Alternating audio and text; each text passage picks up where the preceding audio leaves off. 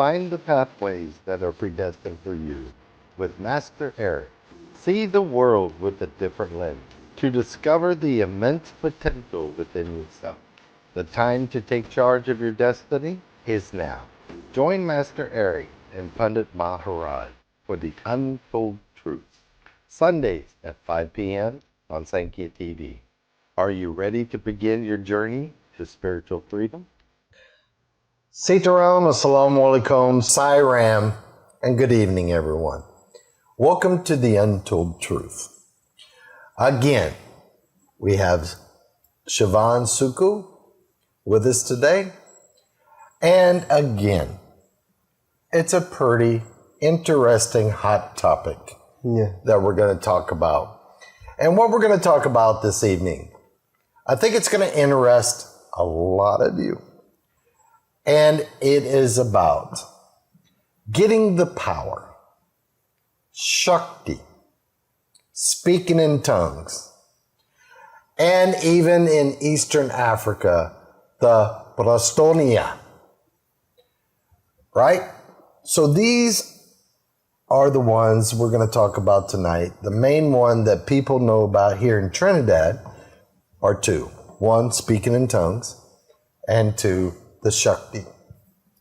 So Sivan, first of all, I want you to let the people, I want your opinion.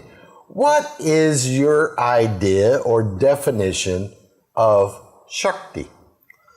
Wow, well, it's a pleasure being here again, Master. So my understanding, basic, of what a Shakti is basically, well, Shakti, if you translate it as energy, power, right? So I believe Shakti, when it comes to the ability to manifest, and they say Shakti manifest, or whatever term they put to that, I believe is the consciousness of something supreme flowing through that individual at that point in time. That is why in most manifestation, the person get like a backseat in their own body and can't see or hear when it's true. And it's like the ability to, it's like a radio picking up a frequency. That is how it is. That's how I would see it. And it's a gift. You have to be born to do that. So, do people have maybe the wrong misconception of the word Shakti? Yeah, that I think that word is so misunderstood when it comes to that term Shakti and manifestation. It's so misunderstood. Everybody has a different explanation. Everybody sees it in a totally different way. Some ways don't make sense at all. But I think that is one of the most misunderstood things in Trinidad. So let's go into this, okay? So when people get Shakti in the temples, you'll see them, right? Now, you'll see them hit the ground, roll on the ground, do many different things, right? So that is what they call Kundalini Shakti, okay? Now, even a Kundalini Shakti, when they are moving around like that, right? You know from experience now, one, they're not balanced.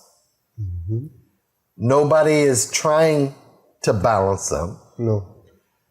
Now, balance, what I mean by balance, people, when that energy enters the body, it has to get used to the body. Your body has to get used to the Shakti, right? So it's off-centered. So you're going to see them flip their head. You're going to see them go everywhere. But you saw after we train individuals, they're solid as a rock. And then there are different degrees of Shaktis. So what I mean by that, some people, when they manifest, it's 60-40.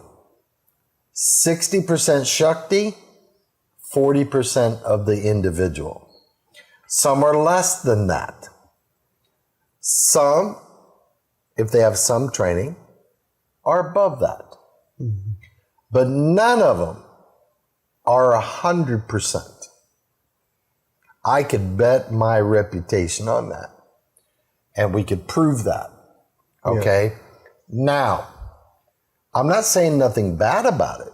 The person is bringing the Shakti as they know. Right. Right? Now, one of the key things when getting the Shakti, what is the main thing you do before you bring a Shakti? One, you ground? You ground. What's the second? Before you bring it, well, your channel.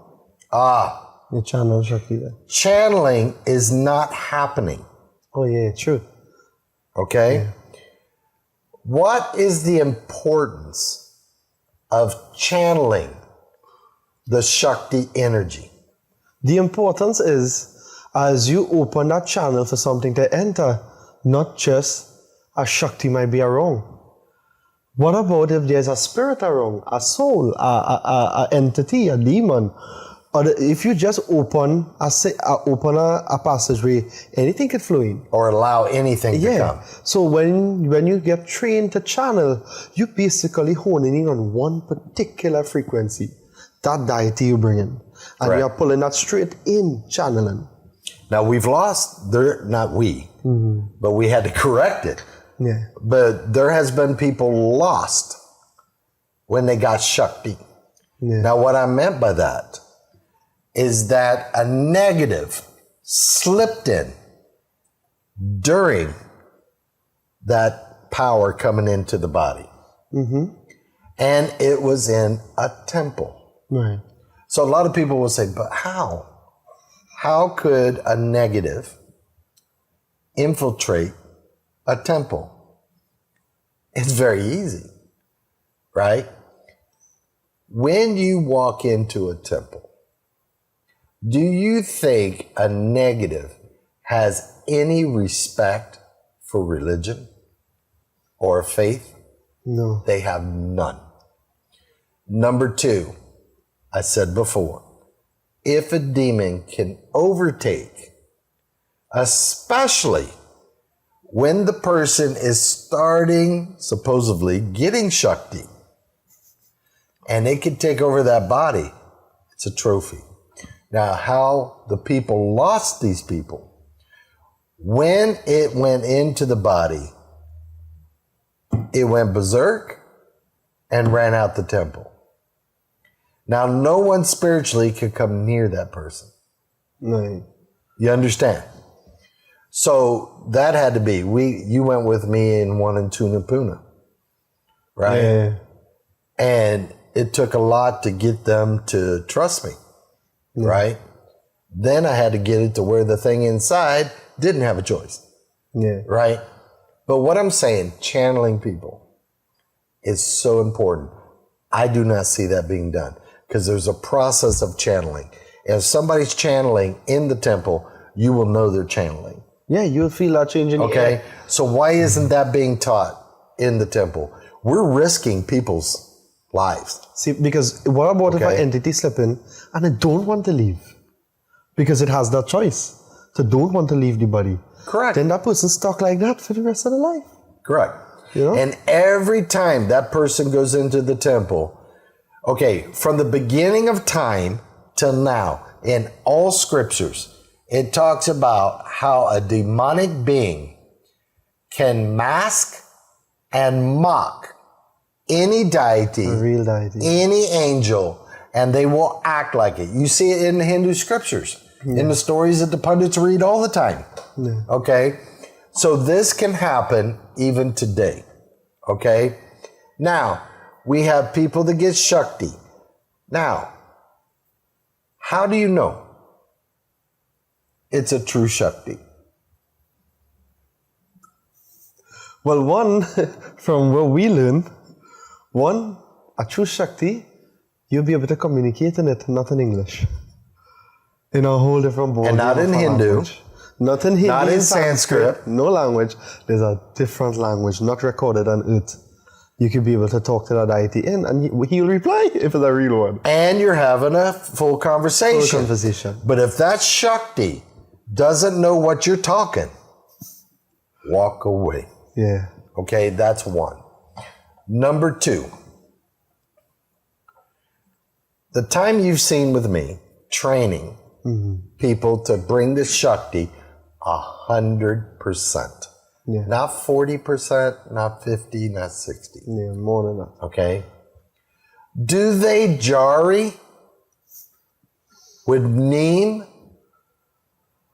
to an individual? Well, 100% Shakti never.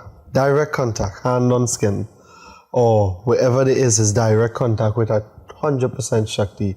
To me, my thinking of that was because the person at a way lower manifestation and more them there, they do that as a medium. There's something between them, so they don't pull whatever in that person inside them.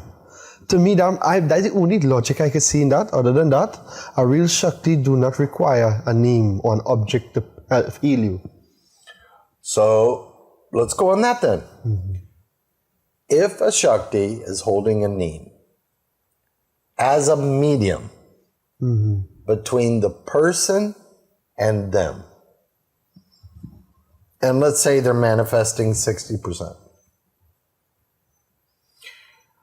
can the energy of a human even interfere with that 60% Shakti? No. So does it make sense? No, it don't make sense at all. Okay, this is what I'm trying to get at. Yeah. Number two, I'm not trying to knock the temples. I'm not trying to knock this. What I'm trying to say, if they really want to help the devotees, bring the pujaris, bring the head of the temple, and get trained properly. Yeah. That's all I'm saying. Okay, once you're trained, you can help those individuals instantly, okay, from 100% Shakti. Yeah. Number two, since you've known me and the people we've trained, do or have you heard them say, do devotion for 9 weeks or 21 weeks? Have you heard them say that? No, they never said anything like that. Do devotion for this period of time or anything. What they say, if the person not like, if they don't deserve it at this point in time because certain karmic events are aligned, they'll say, okay, come back in 6 months, come back in a year, come back. They'll give you a time frame to come back. By then, the karma will equalize for that event to happen. But you've also seen people fixed right away. Oh yeah, a lot of people get fixed immediately. Right. So they don't have to do the 9 weeks, No. 21 weeks, whatever. All I'm trying to say, yes, karmic actions hinders. So if there were karmic involved in the situation that the person is going through and they're coming for help, right? Would 9 weeks devotion cure it? No. Yeah, I don't know how that. It'll help, but no, right? Because that karmic has to play out. Yeah. Okay? So, what are we actually seeing? Now, you know, I know, and secretly the people that we've trained. Kundalini Shakti is not the only channel No. to raise the energy. To me, that's the beginning channel. To me, Let's go in that a little bit. Yeah. There are 2 channels. Backward, forward. Yeah. And the forward channel, after you've mastered the Kundalini Shakti, that's when you'll peak up and manifest 100%. But do people know the second channel? I think everybody and this could not just be that people ignore it. It could be that people just never learn it, but they always got fixated on Kundalini Shakti, which is like, the Shakti can very powerful if you get trained there. Very, very, very, very, very powerful. They can't comprehend the power that could come through Kundalini. But Narayan is all that multiplied by 10. And I'm not going to give how you do it on TV. Yeah. Because there's going to be a lot of people act like they know it. They're going to copy what we say. And now they're going to start damaging people. Yeah. Okay. When you go through the different channels, you have to have a guru. Important. You got to have somebody to actually center them, get them to raise, balance them, and most of all, before that, grounding and channeling. That's the two first things you should learn as you're doing this. And then once we do that, now you're starting to see a huge difference. But did you notice one thing about everyone that's took the course? Have you noticed one thing? Major thing I have noticed, Master, among many other major things, one major thing is really, you don't see any of those individuals going to a temple. They won't. They don't. Why do you think they would not go to the temples? Well, one, most of them, from what I have witnessed with my own eye and feeling energy, is they way beyond a lot of what you can see in a temple. So most of them. And then one, for protection.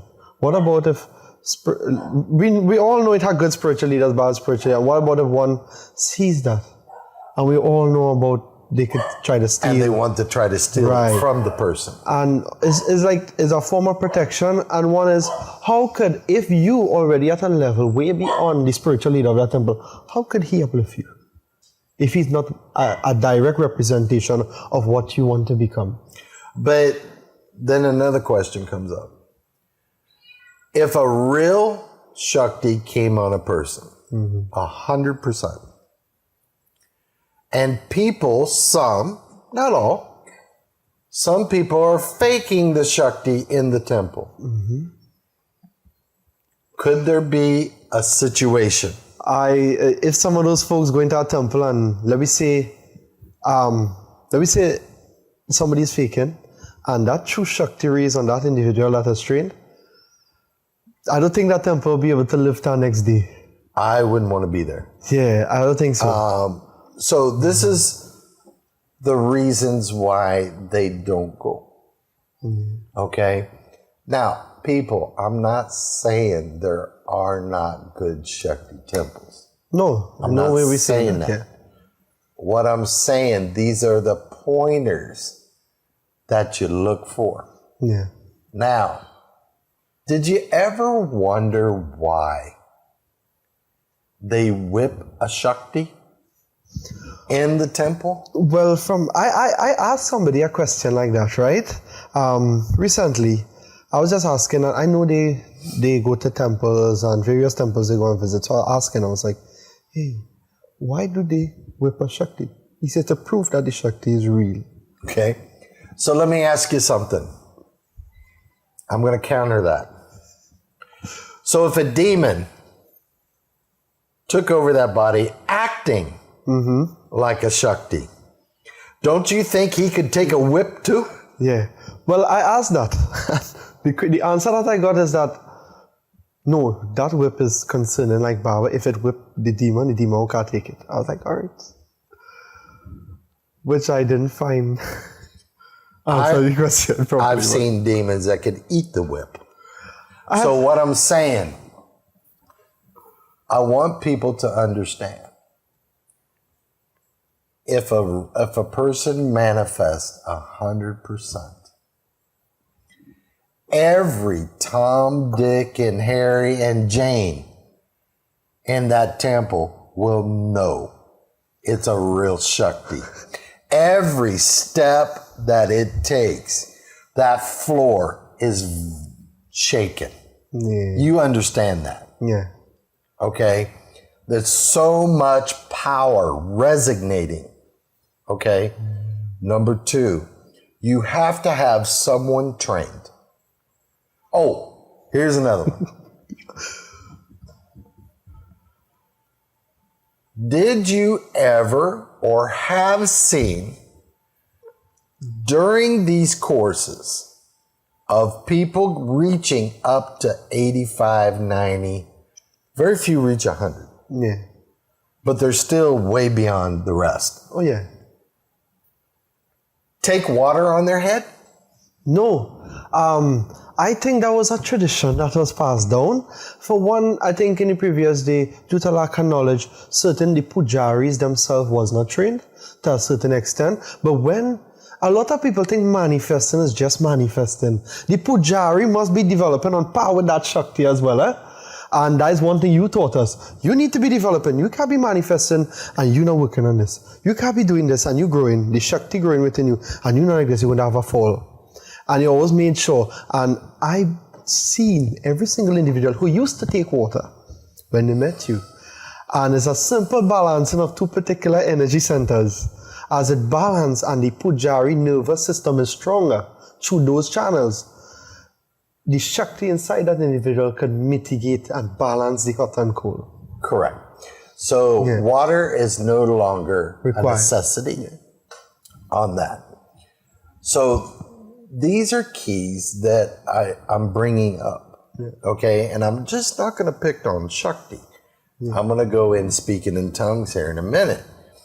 But when we actually go and we see and we witness. Now, some things, everybody has their tradition, Right. how they give the offerings. That, I have no problems with that. I cannot have a problem because there are certain traditions per temple. Right. All temples are not the same, okay? But why do we have to bring drums and play drums? Actually, they come more powerful without them. Yeah. You know this, okay? So I want people to understand there's a lot of you watching the program tonight that does get the energy. They do get the Shakti. All we're saying, if you would like to uplift and actually enhance it, bring them stronger, bring them balanced and channeled for your own safety, then by all means give us a call at the number at the bottom of the screen, and we'll start scheduling courses. The spiritual leaders. Now, when you're a spiritual leader and you're around Shakti, right?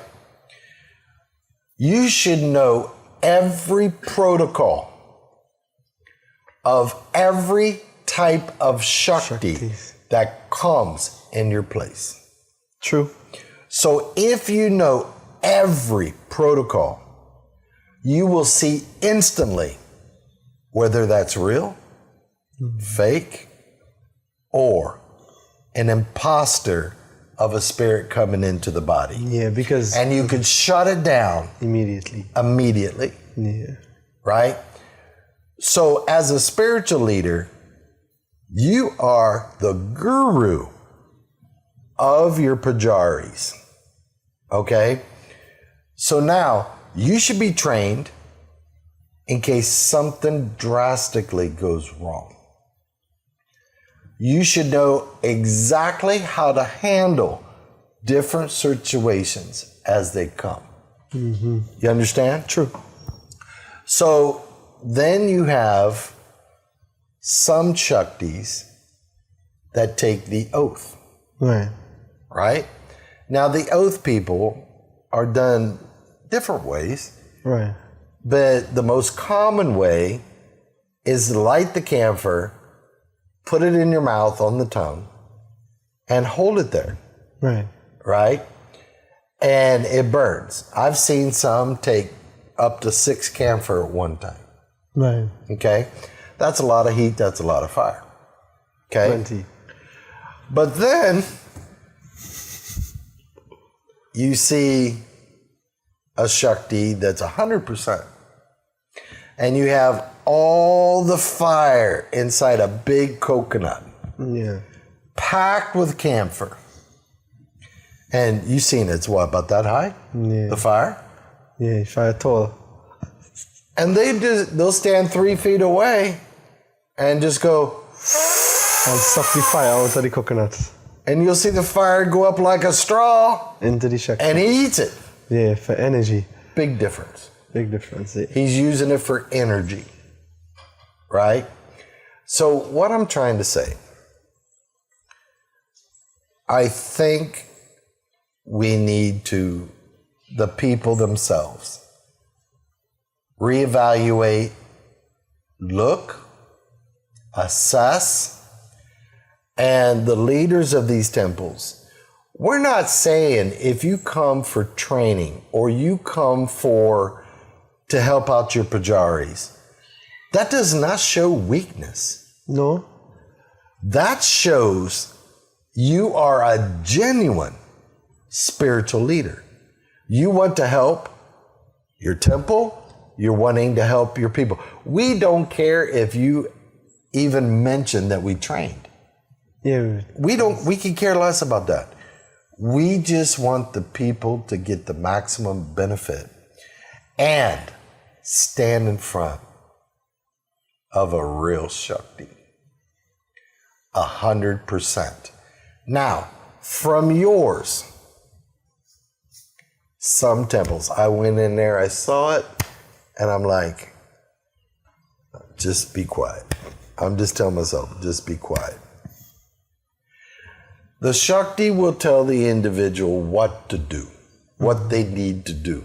A person next to them has a checklist of items and whatever. And they're marking it down as the Shakti talking. But the biggest mistake they made, I know what you're going to say. they held it in front of the Shakti and said, Baba, is this correct? Right? Do Shaktis read? Do they have to read? No. Yeah, They already know. When you walk in front of a real Shakti, why do we tell people, write down your questions? Yeah, because my experience being in front one for the first time with you, I was completely baffled. I supposed to ask questions and I forgot everything. Do you know why? Yeah. That Shakti just read your mind. When he read your mind goes totally blank. Right. Okay? So you never have to tell the Shakti what you're going through. You never have to tell no one in that temple what you're going through. That Shakti will guide you and tell you. Yeah. Okay, so there's a total shift. You see the shift that we're talking about. Yeah. So, everyone, if you're getting Shakti, now, one thing I want people to understand. I see some pujaris and people that get Shakti. Their head swells so big, they can't get through the door. Yeah. They think they're above the devotee. I'm telling you, you're not.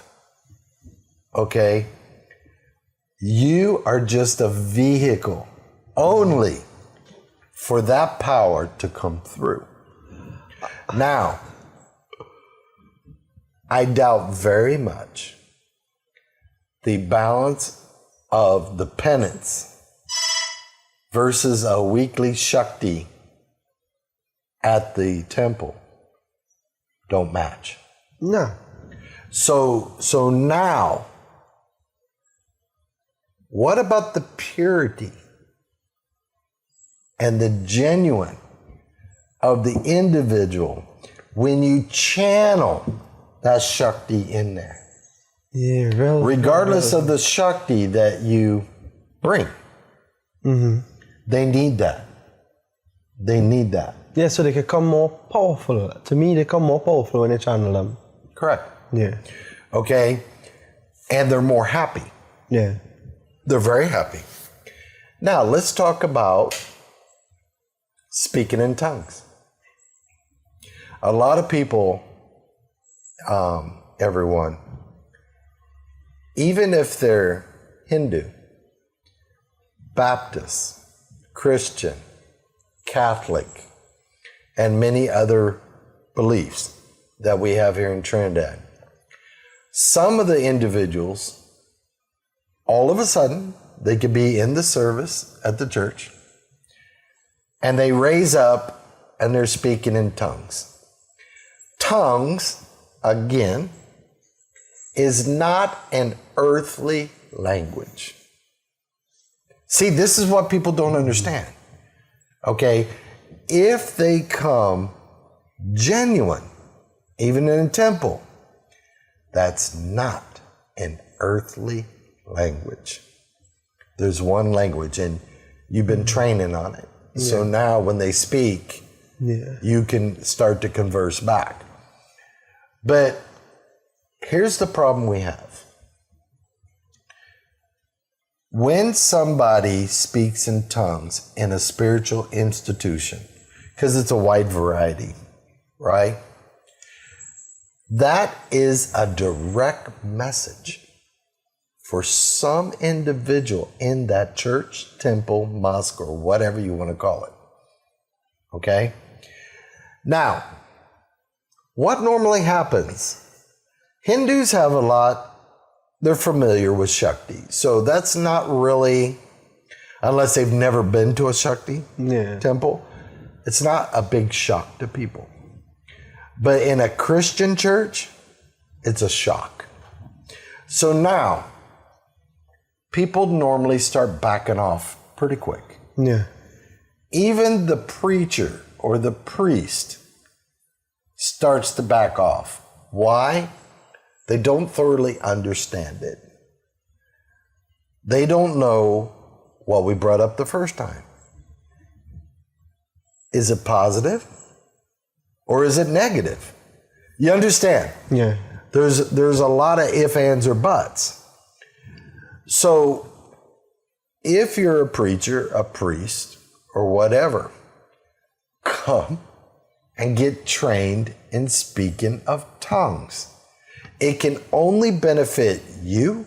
It can benefit the people in your church, congregation, and then you can start talking in that tongue and translate at the same time. So now whoever that message is for is going to benefit, whether it's a good message or a warning. You understand what I'm saying? Yeah. All different type of messages come in, and you don't know what it's going to be until it comes, right? How many people walk into the North Branch or South Branch and they just book an appointment? But as soon as they walk through the door, they're speaking in tongues. How many have you seen? Multiple. In South, in the San Fernando branch, Cunupia branch, as they crack that front door and enter the building, boom, if they have a Shakti, it manifests right there. Or if they're talking in tongues, they start from right by the doorway. Why is that? Well, one, the Shakti or the whatever the energy is on them, happy that they reach a place where this individual can actually get training so they can, one, understand what is happening. Two, develop so more of that could come. So to me, I think is the energy happy. The deities, the angels, they are happy for that. That they are meeting somebody, they're in a space where one, they are welcome. Two, the Pujari themselves could get training to grow, to become closer with whatever is channeling through them. Now, sometimes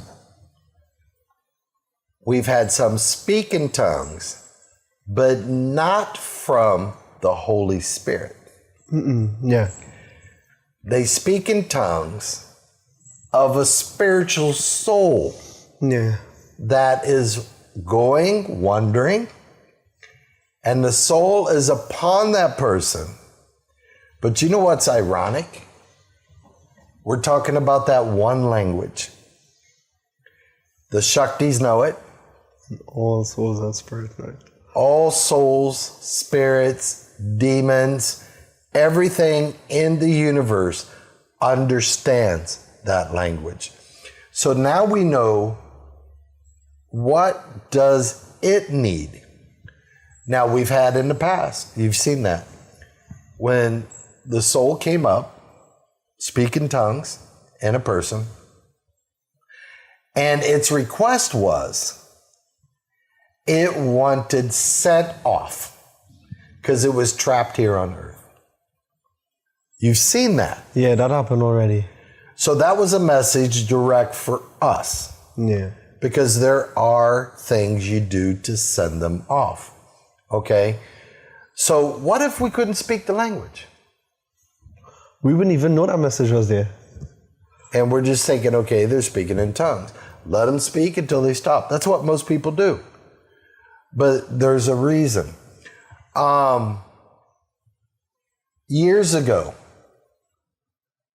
when the power came on a Muslim teenager, spoke in tongues, we had to remove it.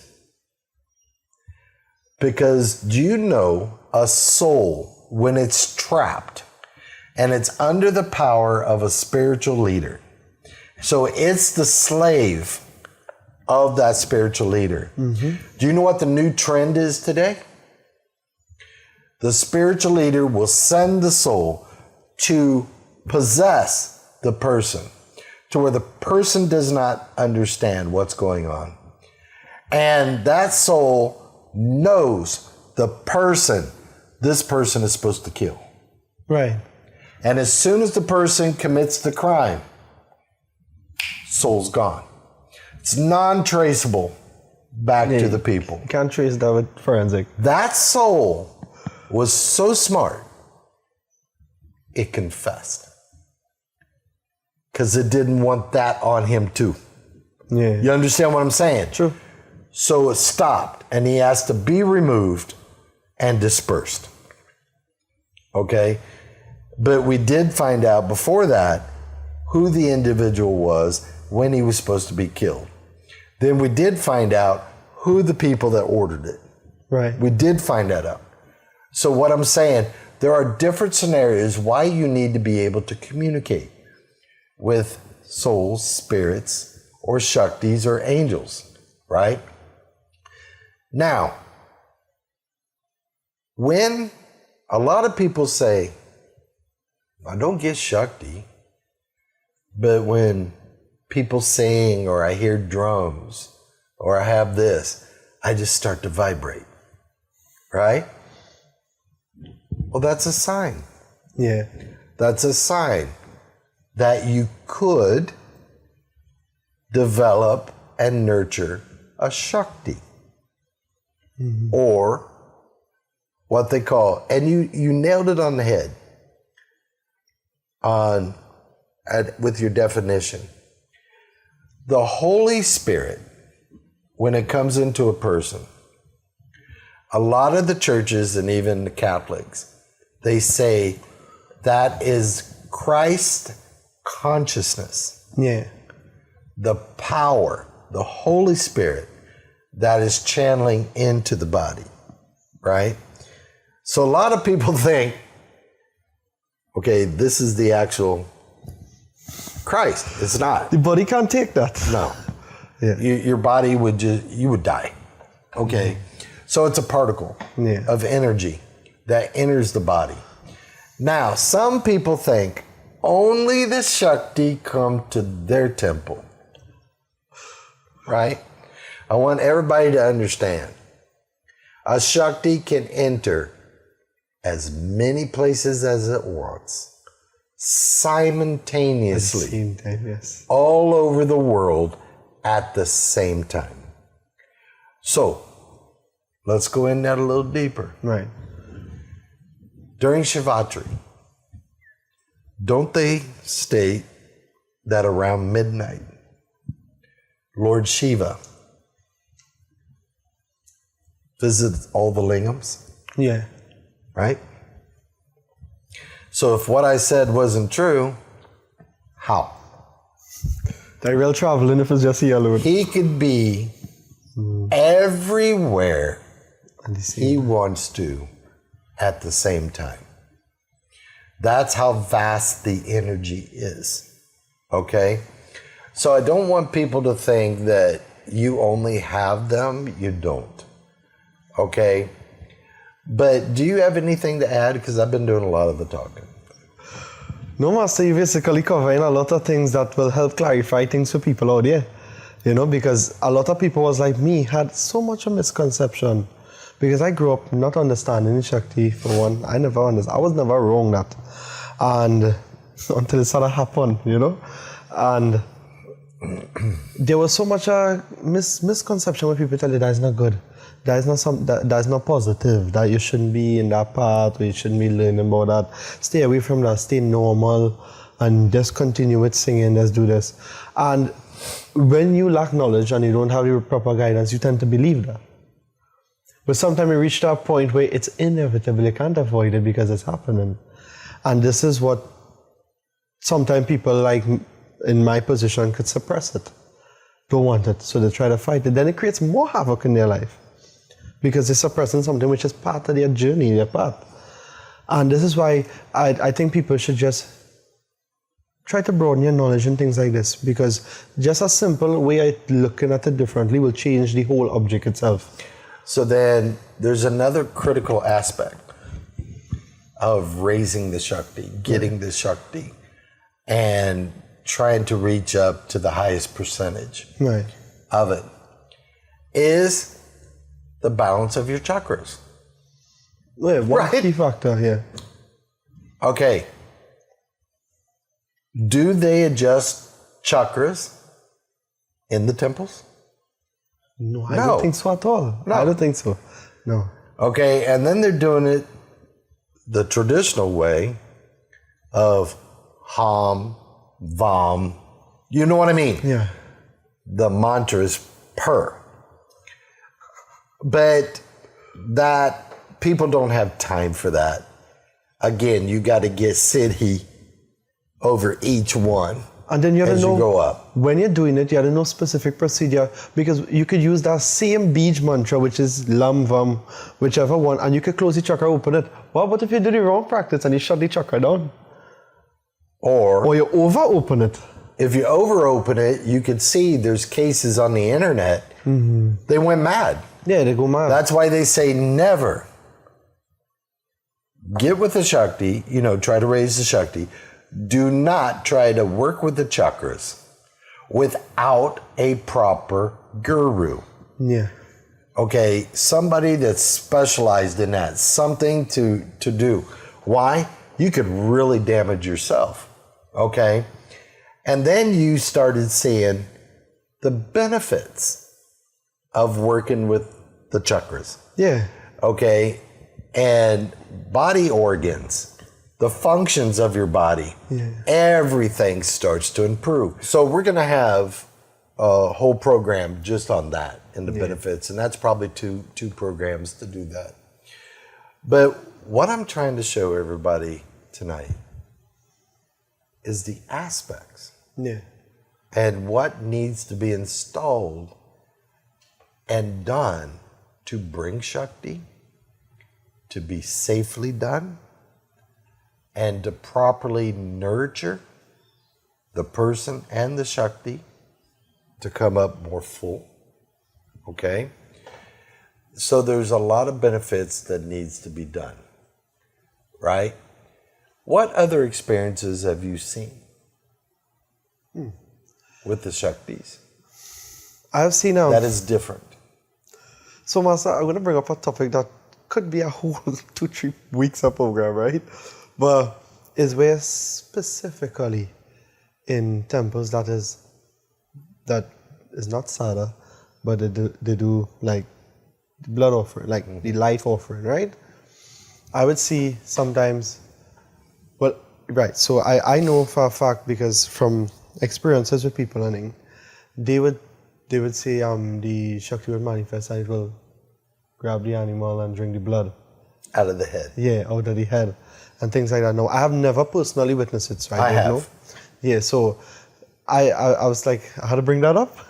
Okay, so if you want to bring that up, I've seen it, I've witnessed it. And when the event was done, I brought the spiritual leader and talked to him outside. And I said, for one, who came? He said, Mother Kali. And I said, are you 100% sure Mother came? Or was it one of her attendants? Yeah. See, this is where lack of knowledge. So the attendants come, receive. Then the attendants take the offering up to Mother and state, such and such did this. Do you accept? So in reality, do you know if it was accepted or not?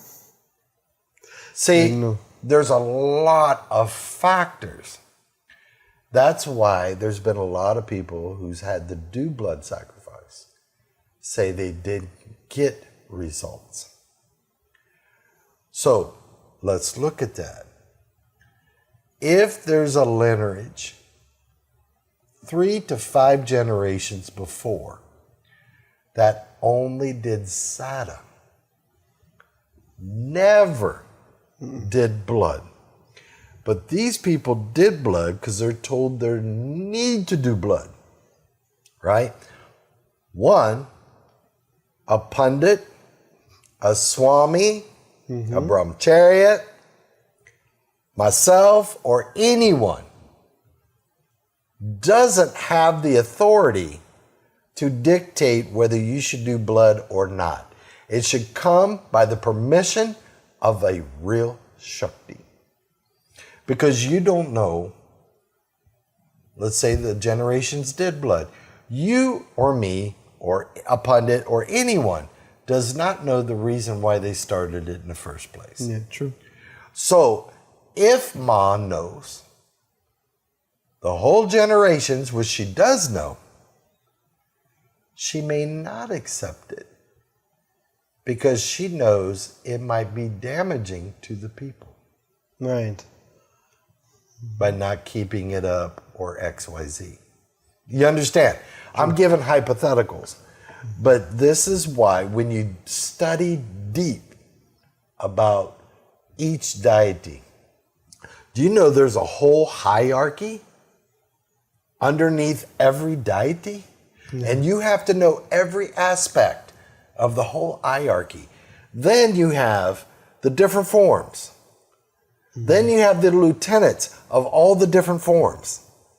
And then, do you give the sacrifice in the same direction per form? No. It changes. It's a whole different direction. Yeah.